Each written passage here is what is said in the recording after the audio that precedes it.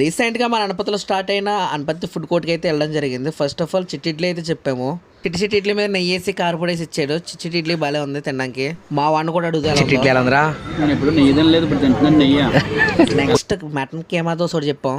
అలా చిన్న ముక్క ఇరుచుకొని తింటే అబ్బా బాగుంది, మంచి స్పైసీగా ఉంది, పర్లే. నెక్స్ట్ చికెన్ కీమా దోశ ఒకటి చెప్పుకున్నాం. అప్పుడు కీమా క్వాంటిటీ చూద్దామని ఓపెన్ చేస్తాం, పర్లే బాగానే ఉంది. నెక్స్ట్ దీన్ని కూడా ముక్క తీసుకుని అలా చెట్టిలో ముంచుకుని తిన్నాం, బలం ఉంది. మీరు కూడా వెళ్తే 4-5 కలిపి వెళ్ళండి, అన్ని రకాల టేస్ట్ చూడక బాగుంటుంది. మేము కూడా అలా చికెన్ గారి ఓ ప్లేట్ చెప్పుకున్నాం. వేడి చికెన్ లో ముంచుకుని తింటే అబ్బా బలం ఉందండి, చాలా టేస్ట్ బాగుంది.